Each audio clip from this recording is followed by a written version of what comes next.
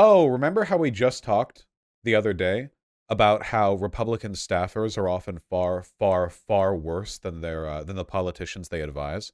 Yeah, this was Ron DeSantis' speechwriter was is like a Nick Fuentes fan or something.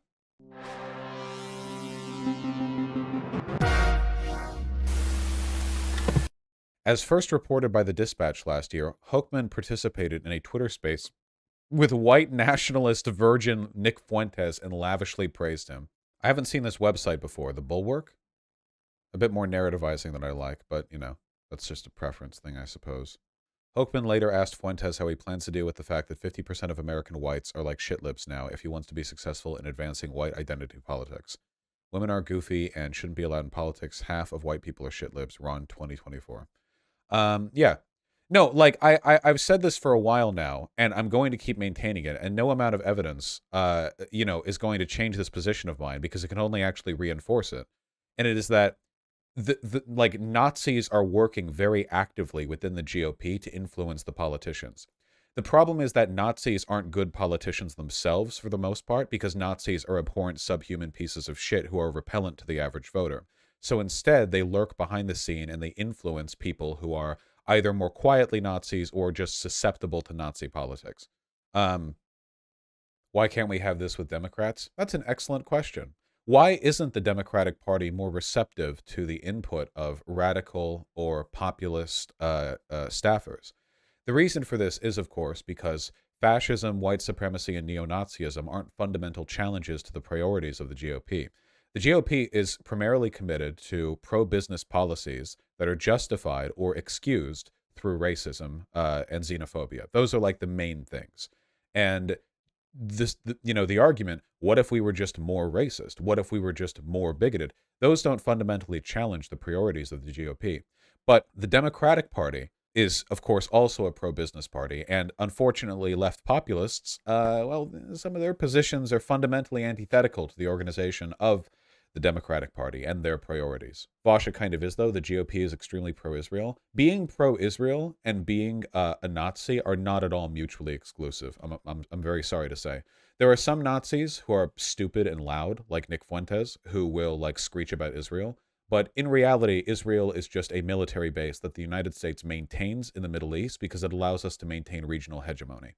Additionally, Christian fundamentalists who are, let's just say, sipping the Nazi tea more than probably any other group of people in this country, are pro-Israel because they think Jews need to hold their promised land in order for the rapture to happen. A good deal of political advocacy in this country that you guys don't see because you're all Zoomers who use social media, but a good deal of it is politically oriented pretty much entirely around the fulfillment of the prophetic death cult that fundamentalism represents. The idea that America simply needs to maintain the conditions to facilitate the rapture. That is literally insane. That's a solid 15% of the country. I'm not joking. It's the same reason why there are so many people in this country who don't care about climate change. Why would you care about climate change if you think it's just a symptom of the rapture? If you were convinced that global temperatures rising were just the rapture is coming, why would you fight against that? Imagine if you were a religious person back during like like Noah's flood, and it was like, oh, there's flooding. We need to like build structures to survive. And if you're religious and you know what's happening, you'd be like, no, you don't. Like this is just what happens. It's beyond us. It's actually 41%. No, fundamentalists, I think, in this country are more in the ballpark of 15%. Vaush, not gonna lie, I want proof or some evidence beyond speculation of climate change happening. Not of climate change, the rapture thing, obviously. I can't provide the evidence that the rapture is going to happen. I don't believe in it. Yeah, 23% evangelical. How many Americans are evangelicals? When I say Christian fundamentalists, I mean evangelicals. 30 to 35% of the U.S. population? No, it's not that much. I think that's an overestimation. That's Wheaton College's Institute estimate. From when? A 2019 Gallup survey asking respondents whether they identified as born again or as evangelical found that 37% answered in the affirmative. Oh, dude. Over 100 million? I know that not all of them are like the ultra radical kind, but like that's over 100 million people. Yeah, I think the definition varies here a little bit. Like it might be, yeah, I don't know. 40% believe we're in the end times. Yeah. If you ever wonder like why things are bad and why they're not improving, it's because of this. More so, I think, than in any other Western country, the evangelical Christian death cult has seized the hearts of the population and just completely. Christians are always like this. They're always in a end time. It's always for literally for like 1,000 years, like every year, man. It's like, yeah, now are the end times. They always think that. They always think that. End times don't mean Christian end times. Come on. What? No, not all of these people, but a significant portion. Okay, fine. How many Americans think rapture is nigh? 41% of Americans believe that Jesus Christ definitely or probably will have returned to Earth by the year 2050. There. 41% of Americans by the year 2050, which is within my lifetime. Okay? Why do they believe that? Because they're Christians! And because Christian media and Christian propaganda in this country is fully committed to like the death cult martyr complex shit. Why 2050? It's an arbitrary time that they chose. It isn't just fundamentalists. I swear I went to a normal church and they preached how Israel must belong to the Jews so they can be destroyed in the rapture. I don't know if normal churches... Well, you know what? I don't know. I don't go to church. Maybe.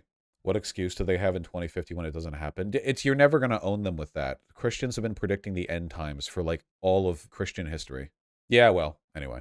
Yeah, so if you're ever wondering why like it seems like we can't get anything done in this country, it's because a significant portion of the people in this country literally think that like we're in the end times. 41% of the people in this country apparently think that it's likely that by 2050, which is again within my lifetime, like the world will end and Christ will shepherd the believers into heaven. So yeah, it just doesn't matter. At what point is religious person mentally ill? I have always listen, mental illness is defined by the extent to which your mental patterns cause you harm in life. If there was a person who belonged to a religion of one, if they were the only person who believed in the things they believed in, if they were the only person with their set of beliefs and superstitions, it would be called mental illness. If you extrapolate it out to a group, eventually enough people believe it that you can have a socially fulfilling life while also believing in that shit. It no longer is mental illness. The definition of mental illness is socially oriented. But I don't think there's any fundamental difference between the mental patterns of a lot of delusional people and of like religious people. The only difference is social acceptance. Delusion has been the norm, not the exception throughout human history. For basically all of human history, the vast majority of people have believed things that are provably fundamentally incorrect, often to the point that it affects their day-to-day thinking. That's just the way things are. That's the case for a lot of atheists, too. So it's not as though it's exclusively a religious thing. Can you give us some hope to not feel so depressed about the world? Yeah, did you know that if you subscribe to me on my website that your name turns into a cool orange color? That's pretty cool, Pasta21, because right now your name is white, and, you know, that's not, like, that cool, I think. See? Look at how much freedom we have within the world we've built for ourselves. Well, they do, Corvos, just not necessarily about atheism, yeah. Maybe Hopium could be looking at the declining numbers of religiosity in the USA. Yeah, sure. Research how many religious in USA over time. It's swapping. If I remember correctly, it's something like only 45% of Americans say that religion is important to them, too. So there are people who are Christian, but Christianity isn't important to them, which I don't really get. I mean, if you're religious, I'd think it would have to be important to you. But religious disaffiliation is growing quite quickly, by anyone's estimate. So hopefully those trends continue. Yeah, Reddit atheism wins again. Yeah, when do you see those numbers really start moving up, you know? Atheism kind of like flags over here. But then like right around 2007 is when it picks up. Interesting, huh? Ah, yes, right around the time New Atheism kicked off. That's right, baby. It's coming back. We're hitting it up. Yeah, we win every time. Why the drop in the 90s? The fall of communism, obviously. Do you think the same thing is happening in third world countries? There are a lot of third world countries. I mean, the trends probably aren't the same to all of them. But no, I think the decline in religiosity is mostly like a Western phenomena right now. That's okay, Pasta. I love you anyway. Look up global kind. Oh my god. Ever moving on. How many religious in world over time? Global religious landscape. Okay, how about growth of atheism worldwide. Demographics of atheism. Let's see. 1.1 billion estimated atheists and agnostics worldwide. Impressive. Percent of global population. Looks like Christians will maintain. Muslims will rise. Makes sense. Oh, unaffiliated will decline. That makes sense. The percentage of religiously unaffiliated people will probably decline, largely because of a sharp increase in the number of people in like Africa and the Middle East and stuff like that, which is why the share of Muslims will go up. This is a prediction, though. See, it goes out to 2050. I have a feeling that this methodology, I don't know if I agree with it. We're extrapolating off of current trends, but if other countries industrialize, agnosticism will become more common in those societies as well. Well, 2050 is when the rapture happens. That's true. And we saw a cipher. Why are all Christian countries fascist? They're not. And I have bad news for you about the general political disposition of Muslim countries. At the very least, I wish we could expect that Islam and Christianity would get more progressive over time, but I doubt it. Haven't you seen what's been happening in Iran? The state of affairs with regards to religiosity are probably not what you think they are. A lot of people are casually or sort of through social inclination pushed into a given religious group, but Iran has been having like actual feminist protests that have broiled across the entire country. Saudi Arabia is very far right Muslim, sure, but are they sincerely? As far as I can tell, Saudi Arabia, the UAE, Qatar is packed full of people who pretend to be ultra far right Muslims so they can justify being chauvinistic, and benefit from like their mutual trade relationships or whatever. But in reality, a ton of them are drinking, a ton of them are around. The Saudi like royal family certainly doesn't give a shit about Islam. They put that giant ugly clock tower right over the big Minecraft obsidian cube.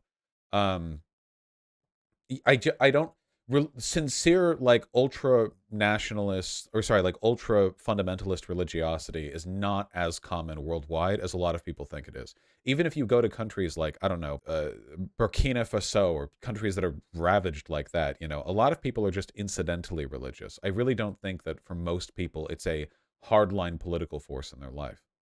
Christians are still by far the greatest threat to the world in terms of like broad religious groups. But when I am a militant atheist, people tell me to calm down and you have no right to tell me I'm wrong. Yeah, don't go up to random people and tell them their religion is wrong. Why the do you do that? Obviously. What do you think you're going to get from that? Going up to a random religious person or like a friend who's religious and going like, yeah, you're wrong about that. Like, what are you going to get from that? You think you're going to move them on that? I didn't say that I did, Vaush.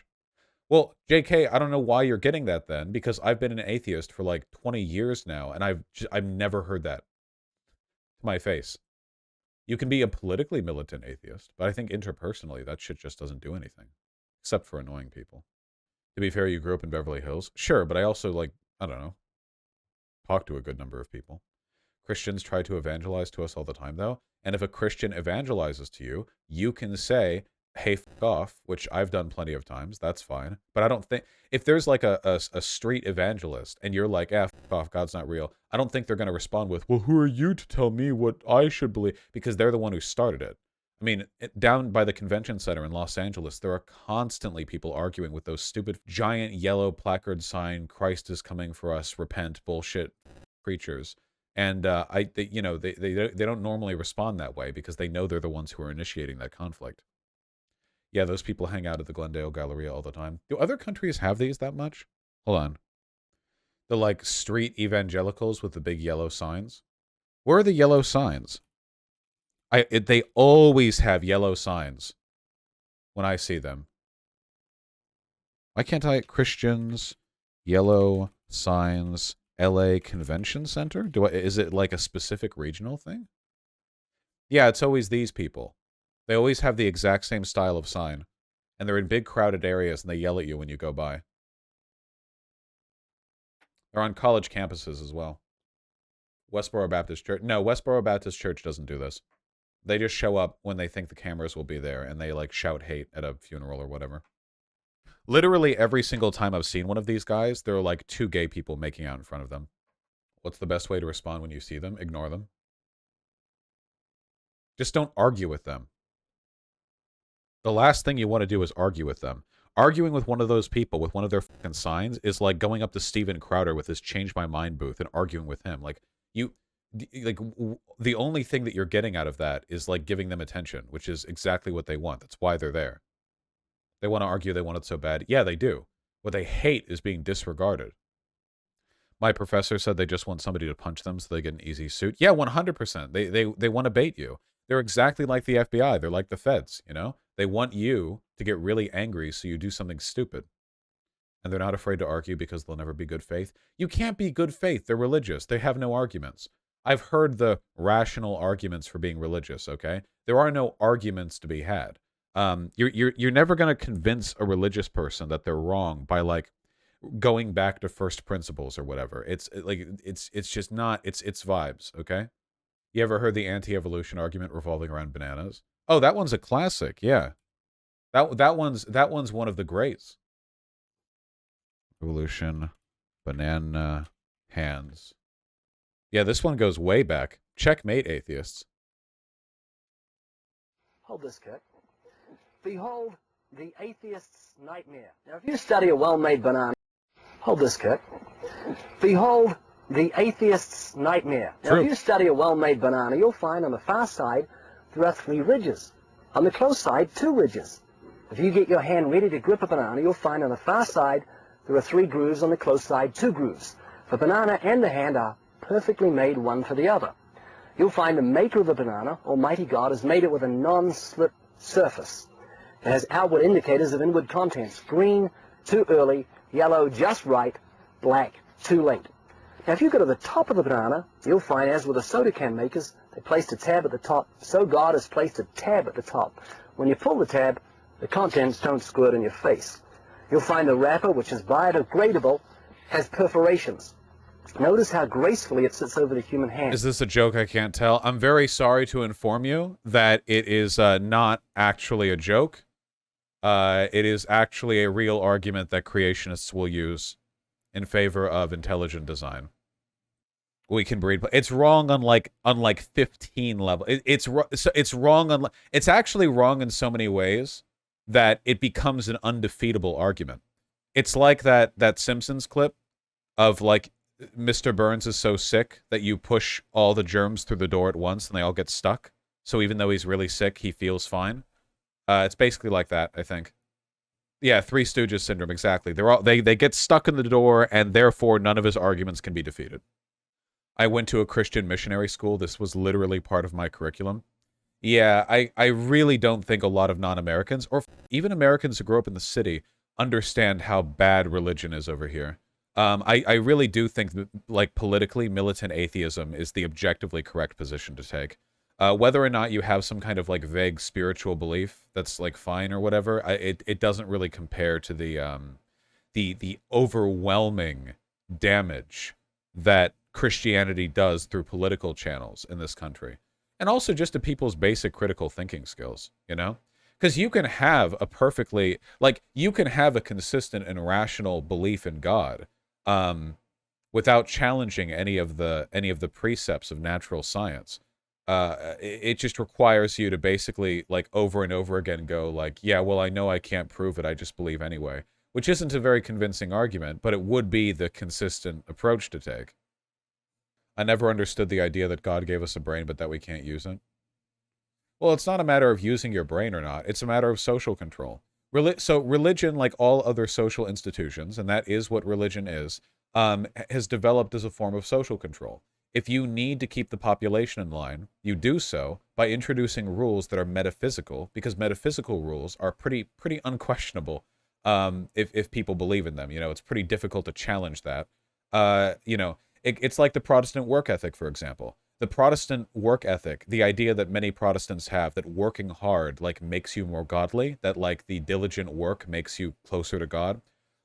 They taught Protestant Christianity to slaves they brought over. Isn't that interesting?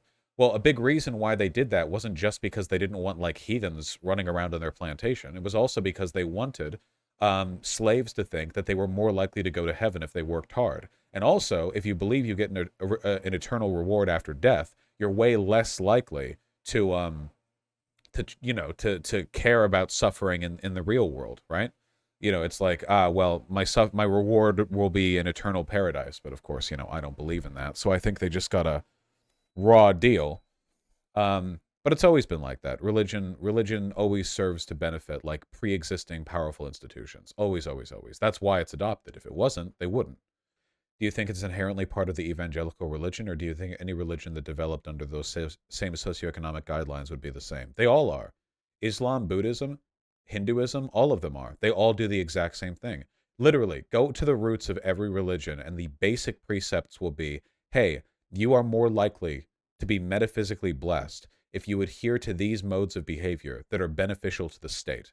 Every time with no exception, zero exceptions, zero anywhere. It's either through tradition, like loyalty to the family, to the father, to the homeland, to the state, whatever, or through like, follow like orderly patterns, like know your place, whatever, or like respect for those in people in positions of power or charge. This is like a big thing in Japan, for example. Like, the idea of maintaining social diligence and submissiveness through the idea that like respect to your elderly, respect to everything, even respect to the spirits, because respect to the spirits in many cases means respect to like the natural world in the context of its construction as facilitated by, people in charge, right? Like historically in Japan, like you wouldn't go, oh, well, the Shintoism is like respect the land, so don't, make farms there or whatever. Like, no, obviously the land needs to be cultivated. So it's well, now that we have this artificial environment that enriches some people in power, now our respect can spring forward. It wasn't used as like a radical environmental text against,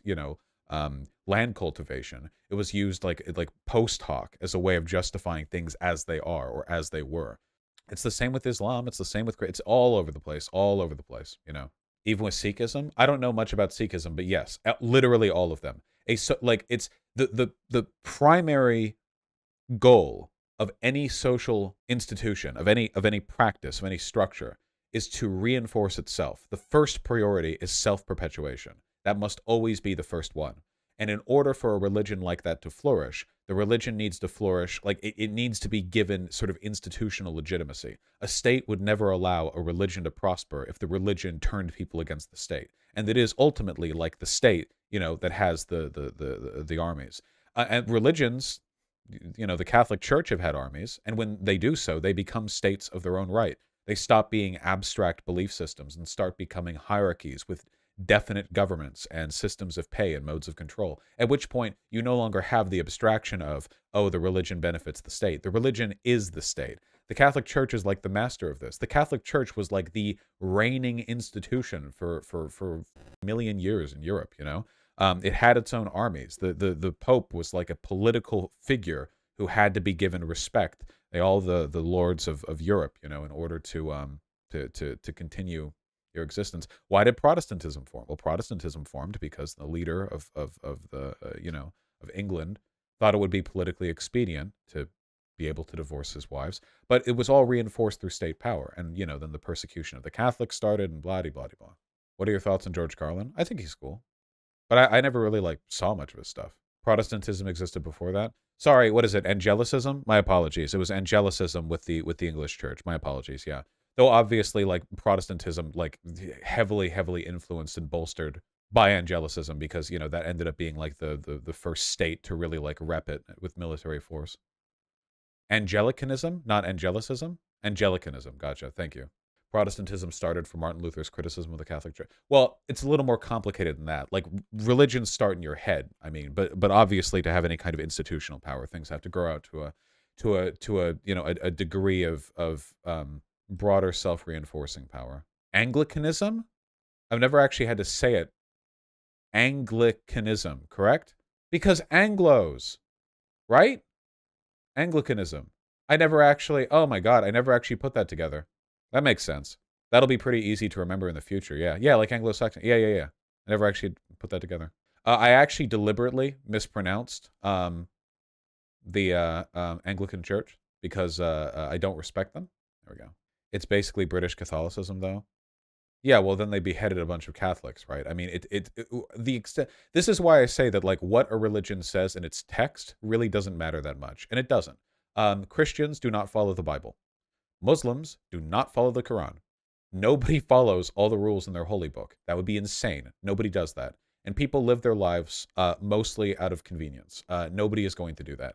So they'll create justifications for why it's okay to only follow a couple of rules, you know? Like in a lot of ways, Protestantism is kind of like the ultimate cope because Protestants are like, like Catholics, you have to go to church, mass, you have to be guilty, you have to repent your sins. It's about like a communion in the house of the Lord. And then Protestants, it's like, oh yeah, here's your personal relationship with God. You want to go to church? Here's like a basement in a community theater that you can go to and sit in a folding chair for an hour while somebody talks about like very vaguely something that may or may not be in the Bible, but just kind of pertains to a biblical teaching, No Protestant tries to follow all the rules in the Bible, certainly, because it's all vibes based. It's always vibes based. Nobody follows all the rules. So what's actually written in there doesn't matter. A holy book could promote war, it could promote peace. It doesn't really matter. The only thing that matters is in what social context did these religions develop into what they are now. Christianity in the United States and Christianity in, say, France or Spain, you have Catholic Protestant differences, sure, but the difference isn't between like the texts or like the interpretations of the religious concepts. The real difference is over in America, we've had a multi-billion-dollar evangelical cult propaganda industry that has been politically benefiting from the weaponization of Christianity to the benefit of like the GOP for the most part. Like that's the real difference. It has nothing to do with the holy book that's taught. Likewise with Muslims. Muslims over here in the United States are more progressive on average than evangelicals. Yeah, taters, mega cope. Televangelists are a big influence on American Christianity. Yup. Can some religions be beneficial to a society like Buddhism? I don't like the Western idea of Buddhism as like some kind of peaceful religion. It's not. You hear about the Buddhist stuff because like that's what you know about Buddhism. But that would be like if somebody over in the East was like, Christianity must be good because Jesus Christ was was such a peaceful man. Does that matter? No, it doesn't. Was Buddha a peaceful man? I mean, yeah, Siddhartha or whatever, but that the institution of Buddhism has been, as is always the case, one of bloodshed and war. Right now, we literally have like people talk about Hinduism, for example, not Buddhism, of course, Hinduism, but you have Hindu nationalists in India with Modi that are causing quite a lot of trouble, persecuting Muslims. With the Buddhists, if you look throughout history, like wars have been fought over the spread of Buddhist thought. Like it's all just of like how can this be used to serve the state? To what benefit is like what can we get out of this? Beyond that, I don't think there's much of like a social purpose for religion. It's just a way of metaphysically justifying things that you want people to justify anyway. It's not as though without Christianity, the state wouldn't have an interest in promoting, I don't know, thou shalt not kill, because the state also doesn't want people randomly murdering one another. It's there's Buddhism and violence. Okay, but so this is still what I mean though. This is about like violence in the texts of Buddhism, but I don't care what are in the texts, right? Like, oh no, okay, so that was just the top, yeah. There have been wars fought over Buddhism, right? Like you can here, hold on, wars over Thailand, Myanmar, Sri Lanka. Buddhists have been involved in violent conflicts pretty much since the religion first emerged. Yeah, it's all religions, right? It's all religions, I think. But it's not as though without religion we wouldn't still be doing warfare. I just don't like the dishonest metaphysical justifications of stuff that should be hashed out through normative dialogue, right? Like if you have an argument for doing a war or doing a genocide or whatever, I think you should try to justify that within normative grounds so I can respond to it without having to rely on like, you know, Bible thumping, basically. Buddhists literally just did a genocide in Myanmar. That's probably not good.